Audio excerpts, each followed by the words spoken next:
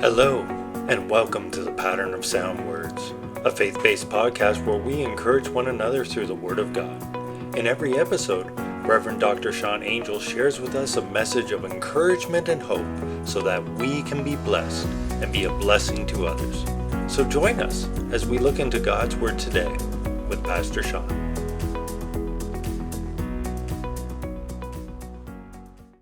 Friends, we're continuing our series on vision and the importance of vision, not only for ourselves, but for the life of this church.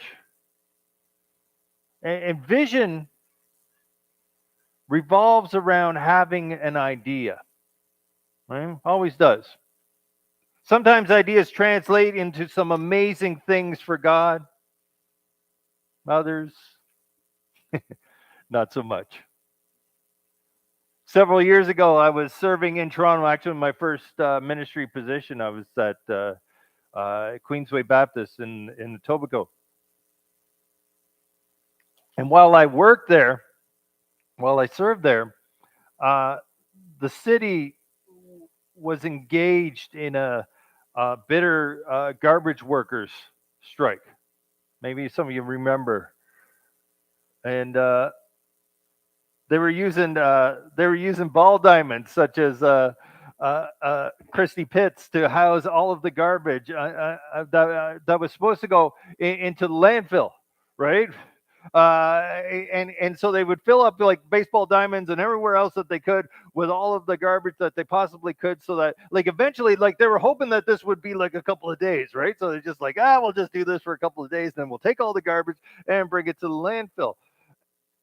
This worked for a few days, right? And so after a few weeks of all the garbage compiling in the city, things really began to stink. Like I actually like went down like Christie Station the one day. And I got off the station. I was just like, "Whoa, okay, right? We're getting back on. We'll just hang out downtown, right?" But in response to helping the local community, I came up with the idea, right, like a vision, if you will, to pick up garbage from seniors and those who had mobility issues in and around the area from the church, right? And bring the garbage to temporary landfills, right? A great idea, right?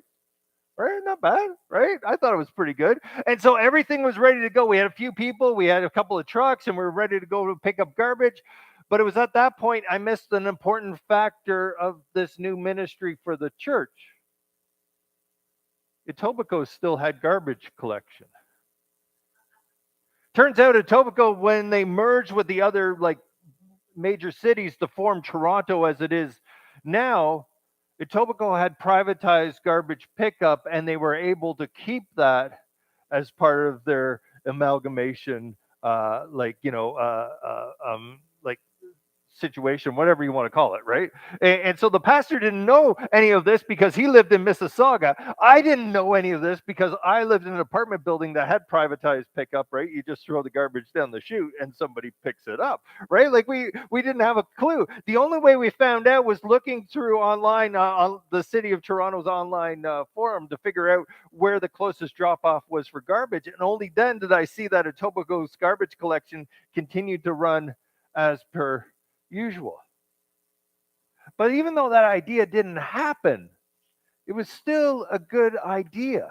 It got people excited. It got people surrounded, and it was people were able to be a part of this. A great idea. I read that a great idea is strong enough to spark imagination, inspire sacrifice, build faith, encourage perseverance, and it is the most powerful human force on the planet. It has the power to determine the future for good or for bad. And have you found that idea? Right, as we've explored the book of Nehemiah over these last number of weeks and attempted to walk through the process together of focusing in on the vision that God has for your life, what is that passion? Right? What is that area of concern, that idea that drives you? You've heard me repeat over the past few weeks the desire to have you clearly define the vision for your life and the vision for Inniswood. I've talked about it possibly being for your marriage or for your children or for your career or other areas of your personal life, and also suggested that you define that vision for your role and ministry here at Inniswood. And like we talked about last week, not those good things that are out there, right? But that great thing that you will not be deterred from. Right? The great thing that God is calling you to do as this church prepares you and the pastor who is to come for the future to bless one another. And as you engage in the community, what is that idea? Do you have it in your mind? Do you have it in your heart? You don't have to really answer, but like, do you? I want you to get that vision as clearly in your mind as you can today, because today is a day of commitment. It's a day when we are going to look at the reality of vision fulfillment and then commit to paying the price to see God's vision for our lives fulfilled. Because let me tell you, we've been going over this the last like 4 or so weeks. This is week 5. We'll have one more week to go because like some guys coming next week. So we changed like a 7-week sermon series to 6 weeks. Nerve of this guy. Anyway, right? I had it all planned out, but it's all good. It's all good. But like, it's great to talk about vision. It's great to throw ideas around. It's great to say, wouldn't it be great if we did this? Right? But it comes a time when we must commit to the vision. When we take an honest look at all the sacrifices, the risks, and the things that we will be called to give up in the realm of good to pursue the great. Seeing God's vision for life fulfilled will require courage and confidence as you follow his path for your life. And to solidify this in our minds today, I want to ask you, how many of you have a bucket list? If you do, like I do, like, do you got one? Right? Like, you know, a bucket list is all the things that you want to do before you kick the bucket and you go to glory, right? And I have a list of things to do that I hope to do before I die, right? I'm not very good pace so far. I'm almost 50 years down, and I've only crossed a few things off the list, but I still intend to complete as many as I can, right? One of my dreams is to go to Tuktoyaktuk in the Arctic Circle, Northwest Territories, and put my feet in the Arctic Ocean. One of the reasons why I want to go is because I love saying Tuktoyaktuk. The other reason that I want to go is you see, like, they've actually, like, just a few years ago, they have created a permanent highway, like, you know, barring just a couple of ferry rides, but you can like literally drive from here to Tuktoyaktuk. Right? It might take you a few days. It's like 4,700 something kilometers from where we are now, but and some of the highways are dirt road, but it's still like classified as a highway, right? But and that's my plan, right? That's where I want to go, right? Next to this is a campground that I want to stay in, and there's a little cafe, and then we just turn around and drive back. It's gonna be fabulous, right? Like, right? I just want to say that I did it, right? How many people can say that, right? But here's the thing. Look, here's the thing. If I want the plan to become a reality, I'm going to have to do it. Either I'm going to put my feet in the Arctic Ocean or I'm not. Like, that's it, right? Bottom line. There is no sort of going up north. I'm going to have to go. And that's how it is with fulfilling a vision. David didn't sort of challenge Goliath, right? Paul didn't sort of get out of the boat and walk to Jesus on the water. Paul didn't sort of head out on mission trips to the Gentile nations. And Nehemiah didn't get a wall built because he and some people sort of bought into the vision. Look at Nehemiah chapter 2, verse 17 and 18. It says, "And then I said to them, you see the trouble we are in, how Jerusalem lies in ruins with its gates burned. Come, let us build the wall of Jerusalem that we may no longer suffer derision. And I told them of the hand of my God that had been upon me for good, and also the words that the king had spoken to me. And they said, let us rise up and build. So they strengthened their hands for the good work." Eugene Peterson, the Message, paraphrases the end of verse 18 by saying that they rolled up their sleeves ready for good work.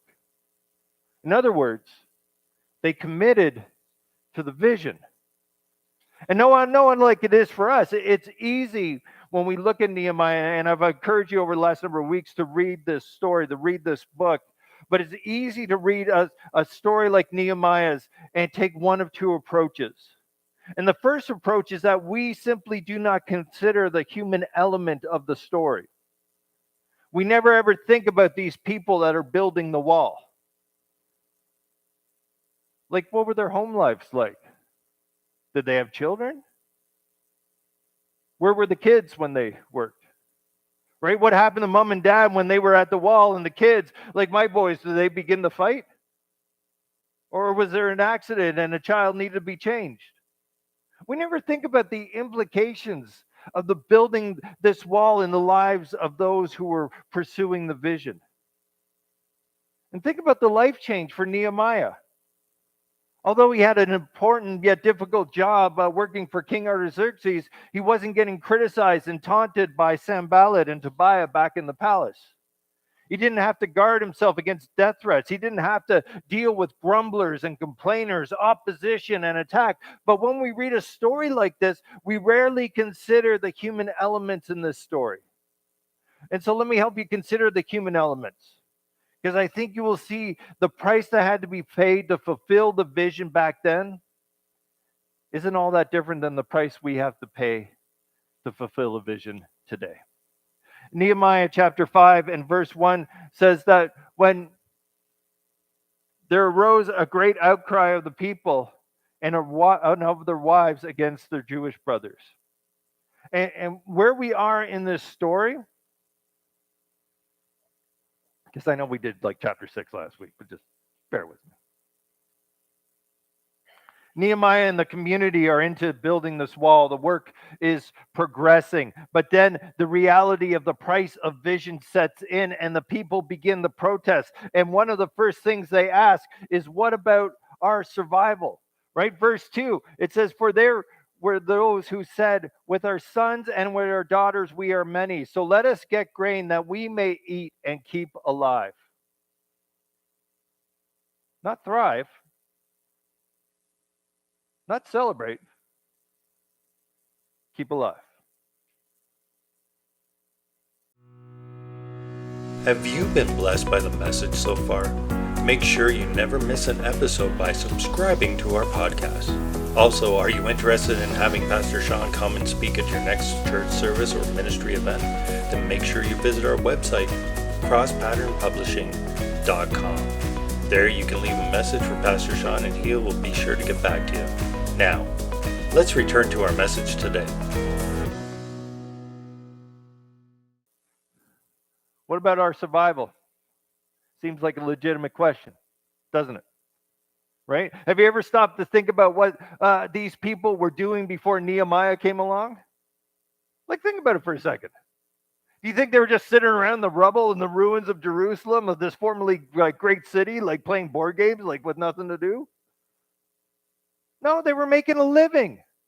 They were farming, maybe working, fishing, maybe like garments, making garments or whatever it is. Whatever it was, they were doing something that enabled them to feed their families and survive. But the vision for this wall was like going into the Arctic Ocean. It required jumping in with both feet. And as time passed, the difficulties of fulfilling the vision became clear. People started to get concerned how they were going to survive and how they were going to care for their families. And I remember asking myself that question when I first started in ministry. A number of years ago, oh my goodness, I'm getting old. But a number of years ago, I left my job. And I was making pretty good money. In fact, and I was going to pursue something that I was going to make even less. Right?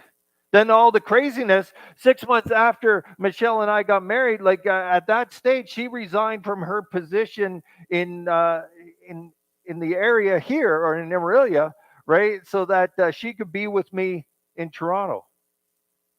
And we didn't know if she would get another teaching job. Right? Love is blind, right? And because of all of that and more, I had a pretty good idea what the people of Jerusalem must have been feeling like. In verse 3, it says that there were those who said that we are mortgaging our fields, our vineyards, and our houses to get grain because of the famine. And not only did they ask about their survival, they also asked, how much more is this going to cost me? You know, it was bad enough that they were trying to balance working on the wall and caring for their families, but to top it all off, there was a famine going through the land, right? And if you ever looked at God and asked, like, why now? Like, on top of everything else, like, why now, God? Like, why is this happening to me? Right? Why is there higher inflation rates? Why are mortgage rates increasing? Why is the price of food higher every day? Right? You kind of almost have an idea of how the people of Jerusalem felt about this famine. And when I took a pay cut to pursue ministry, I didn't realize how bad it was going to be. Not only was I losing money annually, we moved to a city that had a higher cost of living than Aurelia had. And although we weren't starving, like, don't get me wrong, like, we weren't starving or anything like that, but things were pretty tight, right? Then baby Matthias arrived, and then our costs went from like here to here, right? And we were thankful at that time for like a line of credit because the bills just kept adding up. And there were times when I missed the big picture while all of that was going on, right? And I kept crying out to God and asking Him, right? Like, when's He going to let up, right? Like, I'm pursuing His vision for my life. I'm doing what you're calling me to do. I'm being part of ministry. Why is it costing so much? Where's all this happening? What's going on here, right? And verses 4 and 5, it says this, and there were those who said, we have borrowed money for the king's tax on our fields and our vineyards, and now our flesh is as the flesh of our brothers, our children are as their children, yet we are forcing our sons and daughters to be slaves, and some of our daughters have already been enslaved, but it is not in our power to help it, for other men have our fields and our vineyards. And here's the deal. Nehemiah's folks are saying, we can't afford to work on this wall. We have to feed our families. And others are saying we are mortgaged our homes, our farms, our fields, just to be able to live. And the third group jumps in and asks, is this fair? Prior to that, just a little side note, a number of years ago, I had the opportunity to see some of the Dead Sea Scrolls displayed at the Royal Ontario Museum, right? It was really cool, like, because it was like, some of the oldest scripture you could ever see with your eyes. And that was okay, right? Like, it was like, whatever. But the really neat thing for me was it was like this little piece of parchment about this big. And it had essentially, it was a deed of sale for real estate. And somebody sold a hunk of land to somebody else. And it was like all written out, and it was just like this legal document that was like created 2,000 years ago to sell something to somebody else. I was like, this was really fascinating. That was just the nerd in me coming out. But anyway, moving on. Some people within this text point out to Nehemiah that they have to pay a higher price than those around them. They have to sacrifice more. They have to endure more. They have to overcome more. And this doesn't seem fair. And you know what? That's just the reality of vision. Vision, much like life, isn't always fair. If you change the music in the service to a more contemporary style, the younger crowd will like it more so than the more traditional crowd. If you change the function of elected leaders in the church to be servant leaders, those who love being in charge feel pushed to the side. If you design services and ministries around reaching those in the church, for those who aren't here yet, right? Those in the church might feel neglected. As vision rolls out, people are going to ask, is this fair? And the reality of vision is the same as the reality of life. It isn't always fair. And you can't please everyone. Right?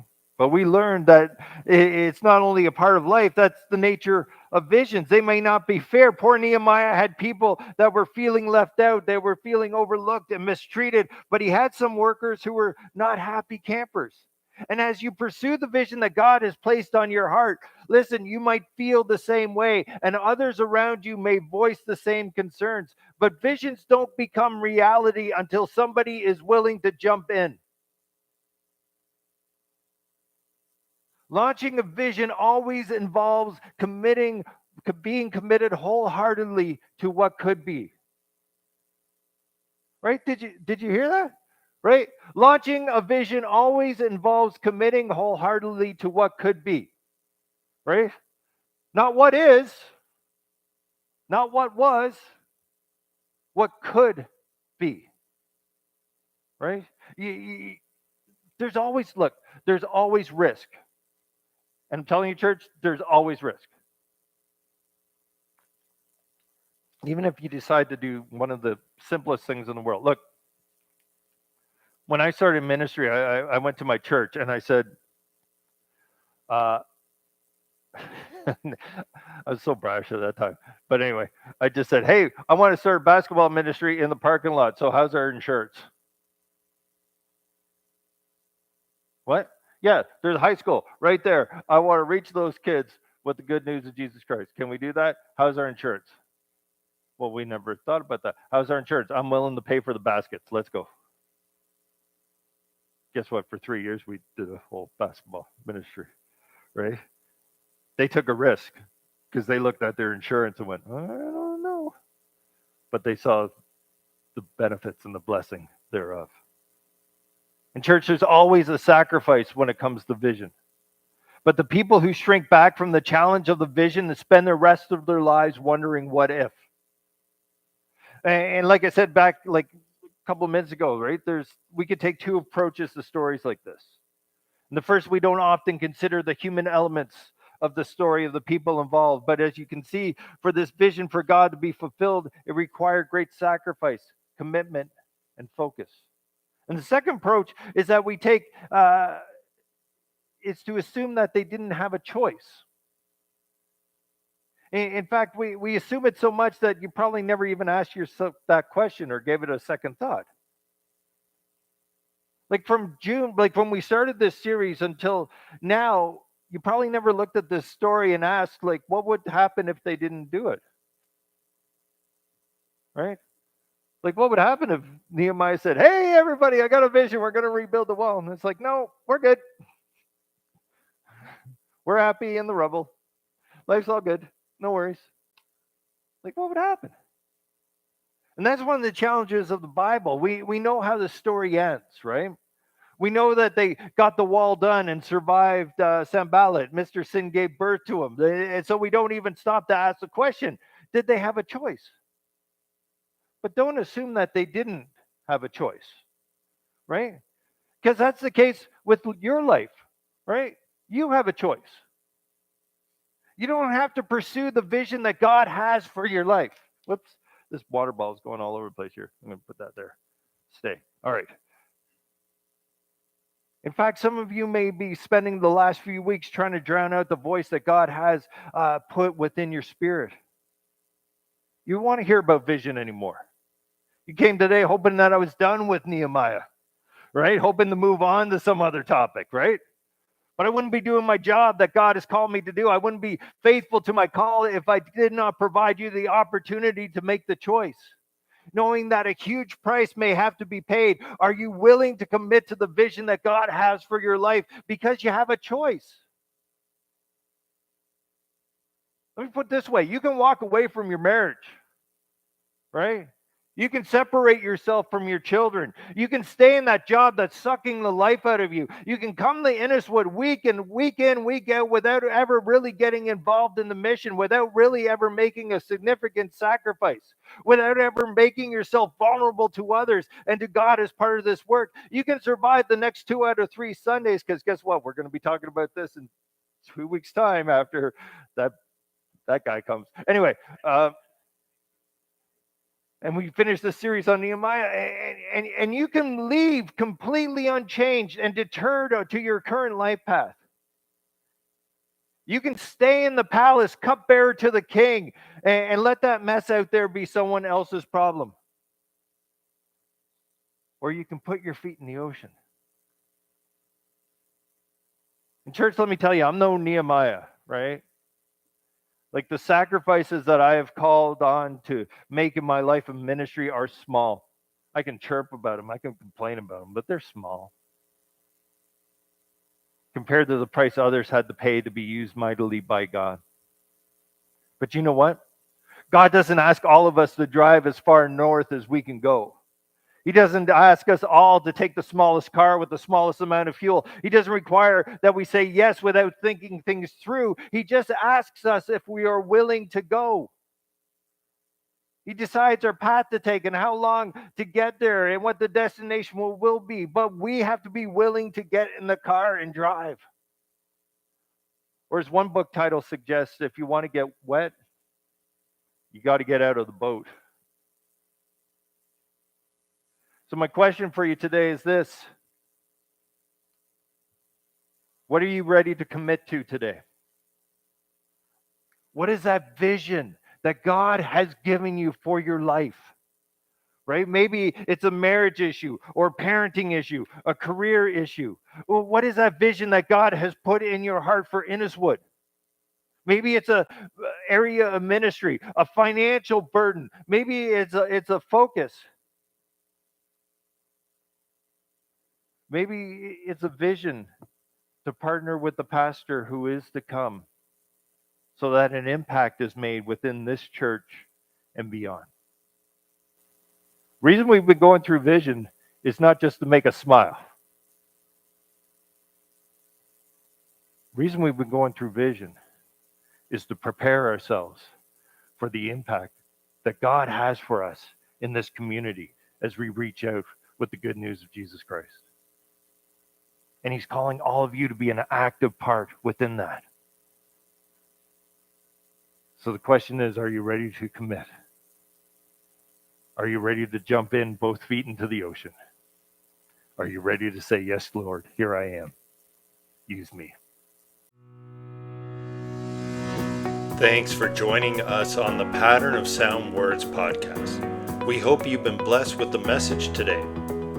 For more information about our podcast and Pastor Sean Angel, make sure to visit our website, crosspatternpublishing.com, where you can subscribe to our podcast so you'll never miss an episode and more. And while you're at it, if you found value in this program and you have been encouraged, we would greatly appreciate a rating and review. Or if you would tell a friend about the show, that helps us out as well.